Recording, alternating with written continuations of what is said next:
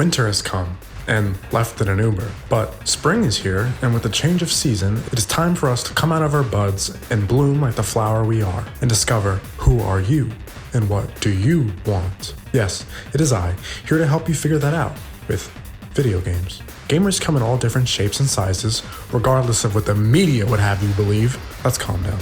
This isn't that type of channel. Some of us are traditionalists, some of us like to experiment, and some of us have bad taste. But we're all gamers, just looking for our next favorite game. I am here to guide you through the barrage of releases and find some that may appeal to you. Who needs an algorithm when you have a long-winded, financially incentivized content creator to do it for you? This isn't everything coming out, but it is everything I felt looked the most promising. This video only focuses on brand new games. No remasters, remakes, or ports. Those are all great, but I want to find the new games coming out today that will be remade decades from now. The game I think has the best shot this season at doing just that is the 100-line Last Defense Academy. This is a new tactical role-playing game coming from the minds behind Danganronpa and Zero Escape. Having not really played those games extensively, the reason I'm confident in Defense Academy is because there's already a free demo out right now, 2 months ahead of its release on April 24th. I played it, and let me tell you, the demo was more than convincing.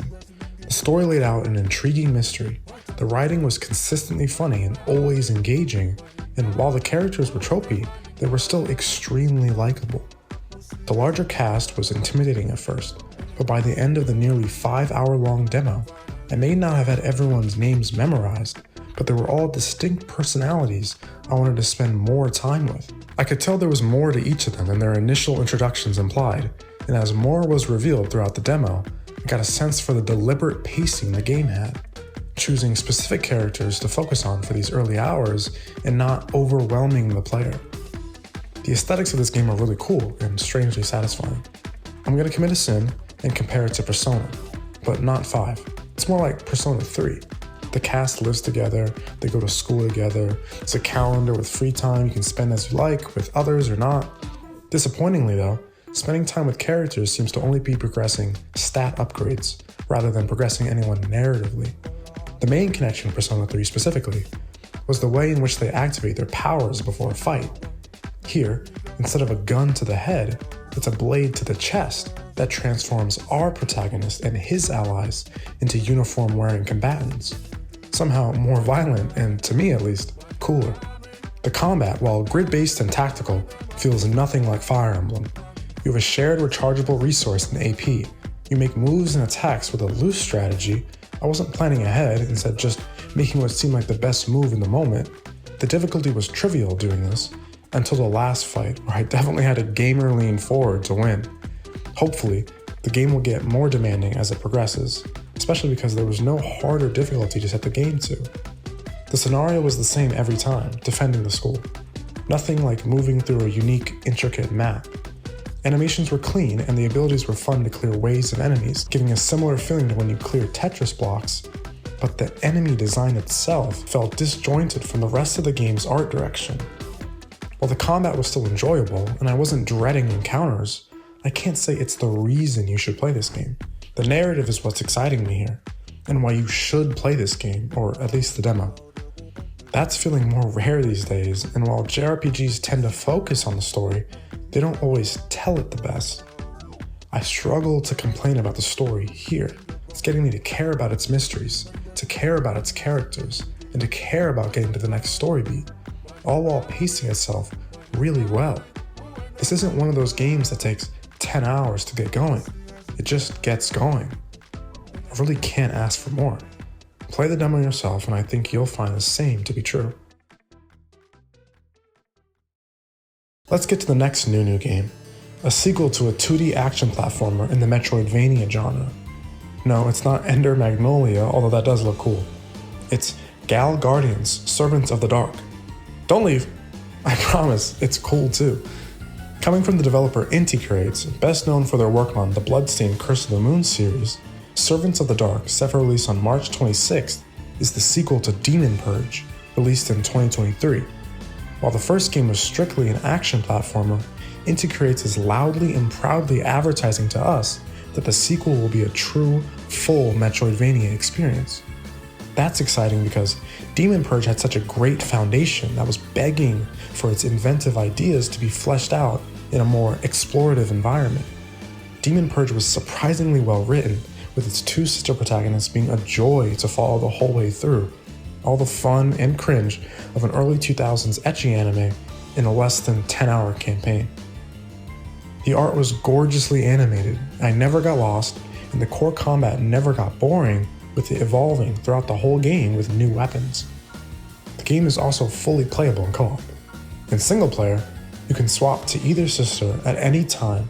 Depending on what the situation is, one sister may be better than the other. It felt really dynamic going through the levels this way, and with different boss phases changing attack patterns, switching characters in the moment always felt like a fun challenge unique to this series. The game was on the easier side compared to some other action platformers I played, but there was still plenty of challenge to be had, especially in boss fights. The exploration, however, was lacking in Demon Purge. There wasn't even a map you could pull up, but I get the sense that wasn't the goal. There were some great moments that required me to think creatively to traverse and get to a new area, but these were optional secrets rather than the game blocking progress. Servants of the Dark looks to have the same fun mechanic of swapping between two characters, and something about the visual novelty of a normal submachine gun mowing down demons just works for me. But the selling point, and I'm guessing the reason it was made, besides money, was the ambition of Inti Creates to create a truly explorative Metroidvania. There's a demo out right now, but I'm just gonna wait for the full release. This one I highly suggest to look out for because I was really blown away by how cohesive and strong Demon Purge ended up being. If they can bring that level of polish and quality into a more player-freeing experience, I can't see why it wouldn't be one of the best games coming this spring. Now, onto another more highly anticipated spring release, Atelier Yumia from Studio Gust. This is a new entry in the 25-plus game deep Atelier franchise, but the first in its sub-series, meaning, yes, you don't have to play 25 games to catch up, relax. Atelier seems to have gained more popularity with the Ryza trilogy, and here, Gust and Koei Tecmo are hoping to keep that momentum going. Yumia looks to be building on the scale and scope of Ryza and taking it in an even more mass-appealing direction. Having myself not played any of the Atelier games, from the outside, it looks like Ryza, while more popular, still had limited appeal in its aesthetic and tone, besides the thighs. It looks like Yumia is an attempt to capture more of the wider JRPG audience, presenting its story and vibe as darker and more serious, while still providing a cozy environment. The combat being real-time rather than the turn-based combat found in Ryza also signals to me a change in target audience. We see this a lot in JRPGs that try to find larger success. I mean, you could look at the whole Final Fantasy franchise if you want. Changing fundamental aspects in order to appeal to a wider audience. It's not impossible to succeed.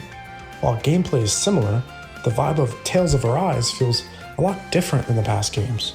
Gameplay in the Yakuza mainline games is now turn-based, a change from its brawler origins. These decisions are risky. There's potential to alienate fans of the series, the people who care the most, the units sold that you can count on, all for the eyes of people who still might not care when everything is said and done. Also, the $70 price tag is a bit much, sure not to do it any favor sales-wise. It still looks great though. I can't help but be optimistic about the ambitious leap forward coming March 20th. I doubt this next game will cost $70, and it's coming out day one on Game Pass. To a T, coming from Studio Uvula and the creator of Katamari Damacy, Keita Takahashi. This game looks scientifically designed to induce happiness. The art style reminds me of something I would have seen on PBS. The music in the trailers has been comforting in a way I didn't realize I needed. Maybe it's just me, but the lighter tone is appreciated against the dark, gritty, mature themes found in so many games. That's all great too, but I think a break from the overly dramatic has been missing in my gaming habits. I haven't played Katamari, but I know it's a beloved game full of ideas that stood out at the time, and probably still today would feel remarkably fresh. It may be easy to write off this game when there's so many options, but I couldn't help but include it in this video after watching the release date trailer, dating it for May 28th, that damn giraffe. And don't get mad, but it also offers a nice break from the tropey anime stylings of so many Japanese games that I love. I'm sure there's plenty of different styles in the Japanese indie scene, like Ender Lilies, a dark fantasy, somber tone kind of game, but I don't think we, in the West at least, get many chances to check out indie Japanese titles.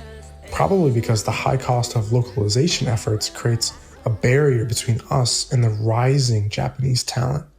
That's why something like To a T seems so fresh. It has the backing of a respected name in the industry with Keita Takahashi, the backing of Annapurna, known for their indie bangers, and the backing of a Game Pass push to get it the support it needs. That's a common theme of the Japanese industry right now. Creators leaving the large companies to go off on their own and starting independent studios themselves so that they can greenlight their weird ideas. I can't imagine how many smaller games from talent without that pedigree are passing us by. Some of the best games of the past few years have been independent games like Balatro in 2024. While Japanese games dominated the 2024 Game of the Year nominations, taking 4 of the 6 slots, they were all from large publishers. I can't even remember a story of a single independent Japanese developer getting nominated for a Game of the Year. I'm sure it's not due to a lack of quality, it's due to a lack of access, both for us, the player, getting translated works, and for the developer, getting the backing they need to get attention on their projects. So while you choose what games you want to support this coming spring, maybe consider checking out some of the smaller Japanese creators highlighted here. The best games are coming out from Japan, from large publishers and independent developers alike. It's because I want them to keep coming that I'm making this video. If you want more favorite games from the creators you care about, maybe gatekeeping franchises you love isn't the way to go. Thanks for watching and/or listening.